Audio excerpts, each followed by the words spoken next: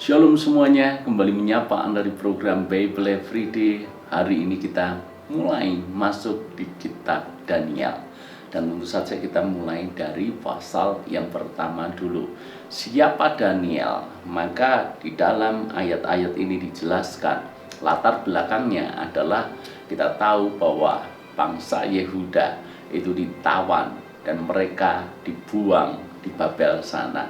Di antara seluruh para tawanan, orang-orang buangan yang ada di Babel, maka dipilihlah orang-orang muda yang perawakannya bagus, yang cerdas, yang pintar, yang hikmatnya di atas rata-rata. Maka didapatilah Daniel, dan didapatilah ketiga teman daripada Daniel yang namanya populer, kita sebut dengan Sadrak, Mesak, dan Abednego. Padahal itu sebetulnya adalah nama Babel, yang nama Yahudi atau nama Yehudanya adalah Hananya, Misael, dan Asaria. Kita belajar sama-sama Daniel dan ketiga temannya itu, mereka semuanya berada di istana raja, diperlakukan beda. Kenapa? Karena Babel punya misi bahwa ini orang-orang Yehuda akan belajar sejarah, budaya, pola pikir Babel. Dengan kata lain, mereka berusaha membabelkan 4 orang anak muda Yahudi ini. Tujuannya apa? Tujuannya supaya ketika mereka nanti jadi orang penting, jadi pejabat tinggi, mereka bisa mempengaruhi orang-orang Yehuda yang lain, supaya mereka semuanya bisa pro dengan pemerintah Babel. Itu misi daripada Babel. Lalu kemudian kita lihat ketika mereka berada di istana, maka seperti halnya yang lain, mereka harus makan makanan jamuan raja, yang mana makanan-makanan ini dipandang makanan yang penuh dengan gizi, makanan yang bisa memberikan mereka kecerdasan dibandingkan dengan makanan-makanan yang lain. Masalahnya adalah makanan itu adalah makanan yang najis. Kita lihat akan sikap Daniel, maka Daniel dan keempat temannya memiliki sikap untuk tetap memelihara ketetapan Taurat, yang mana kita juga tahu bahwa Taurat memberikan ketetapan, ketentuan yang sangat detail tentang apa-apa yang harus mereka makan. Jadi ada banyak makanan, dan diantaranya ada makanan yang boleh dimakan atau halal, atau juga makanan yang haram atau yang najis. Maka Daniel dan keempat temannya memutuskan untuk menolak makanan raja itu. Coba kita baca di dalam ayat yang ke-8.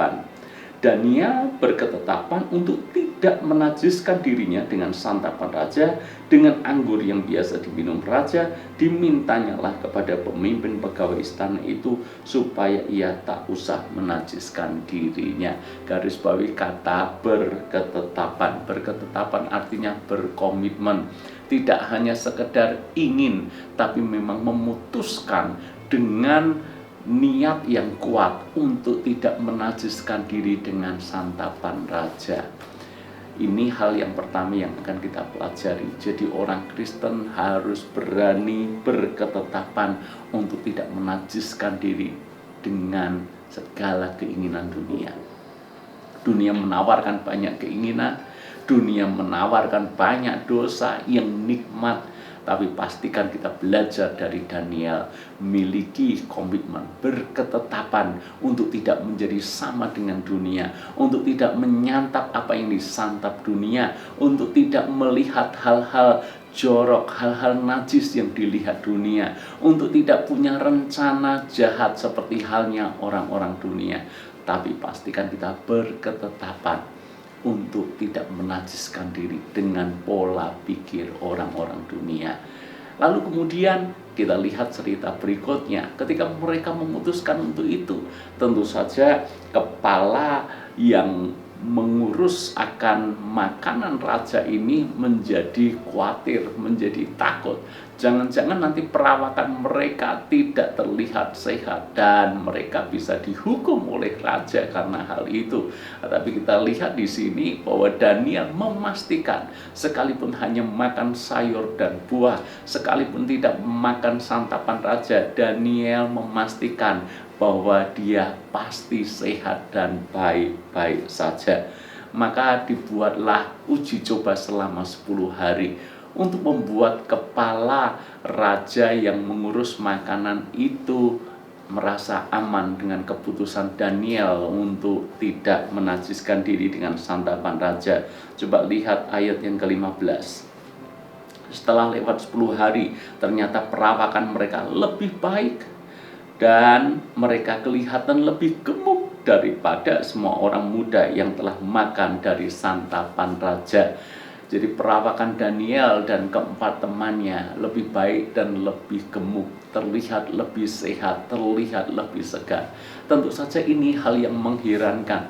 Bagaimana mungkin makanan yang mereka santap adalah buah sayur di luar santapan raja, tapi malah lebih sehat dan lebih gemuk.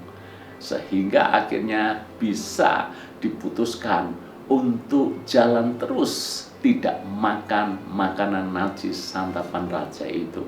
Maka hal yang kedua yang kita bisa pelajari di sini adalah bahwa Tuhan sekali-kali tidak akan mempermalukan anak-anaknya yang ketika dia mau berkomitmen sungguh-sungguh hidup bagi Tuhan, tidak mau menajiskan diri dengan dunia, dengan segala keinginannya. Ketika kita berketetapan hati, Tuhan, aku mau percaya firman-Mu, melakukan seperti yang firman-Mu katakan, tidak kompromi dengan dosa. Lihatlah pembelaan Tuhan akan nyata dalam hidup kita semuanya. Dalam dunia kerja kita punya komitmen, Tuhan aku mau jujur, Tuhan aku tidak mau curang. Mungkin orang-orang di sekitarku berkata, kalau tidak curang bagaimana mungkin kita dapat uang. Tapi ketika kita berkata dan berkomitmen, Tuhan aku mau jujur, melakukan seperti yang Tuhan katakan dan seperti yang firman perintahkan, percayalah pembelaan Tuhan akan dinyatakan kepada kita semuanya. Dan nanti orang-orang akan melihat Tuhan yang ada di dalam kita bisa memberkati lebih banyak dibandingkan dengan mereka semuanya. Hal yang ketiga, mari kita baca ayat yang ke-17. Kepada keempat orang muda itu Allah memberikan pengetahuan dan kepandaian tentang berbagai-bagai tulisan dan hikmat, sedang Daniel juga mempunyai pengertian tentang berbagai-bagai penglihatan dan mimpi. Ayat yang ke-19, raja bercakap-cakap dengan mereka, dan di antara mereka sekalian tidak didapati yang setara dengan Daniel, Hananya, Misael, dan Asarnya. Maka bekerjalah mereka itu pada raja dalam tiap-tiap hal yang memerlukan kebijaksanaan dan pengertian yang ditanyakan raja kepada mereka. Didapatinya bahwa mereka 10 kali lebih cerdas daripada semua orang berilmu dan semua ahli jambi di seluruh kerajaannya. Tidak hanya sekedar terlihat perawakannya gemuk dan sehat, tapi benar-benar sehat dan ada isinya. Luar biasa sekali. Mereka tidak hanya terlihat gemuk dan sehat, tapi benar-benar cerdas. Seberapa mereka cerdas? Alkitab mengatakan 10 kali lebih cerdas daripada semua orang berilmu yang ada di Babel. 10 kali itu artinya mereka sangat-sangat cerdas. 2 kali lipat saja hebat, 5 kali lipat jauh lebih hebat, luar biasa, apalagi 10 kali lebih cerdas. Artinya mereka memang hikmatnya tidak terjangkau, jauh dibandingkan dengan orang-orang Babel yang paling pintar sekalipun. Lihat, orang yang berkomitmen untuk sungguh-sungguh dengan Tuhan, tidak menajiskan diri dengan dunia, tidak kompromi dengan dosa, Tuhan bela dan Tuhan berikan hikmat yang luar biasa. Karena itu mereka punya kesempatan untuk bercakap-cakap langsung dengan raja. Bahkan ketika raja minta pertimbangan, raja tidak cari orang-orang berilmu di Babel, tapi raja cari keempat anak muda ini. Artinya apa? Tuhan promosikan. Tuhan angkat aplikasinya dalam hidup kita. Kalau kita tidak kompromi dengan dosa, tidak menajiskan dengan dunia, berketetapan hati untuk hidup bagi Tuhan. Lihat bagaimana cara Tuhan mengangkat, bagaimana Tuhan mempromosikan kita, bagaimana Tuhan membawa kita ke tempat-tempat yang mungkin tidak pernah kita bayangkan sebelumnya. Kalau Daniel, Misael, Asaria, Hananya mengalami, maka kita pun punya kesempatan yang sama untuk mengalami, sebab Tuhan kita ajaib dan heran.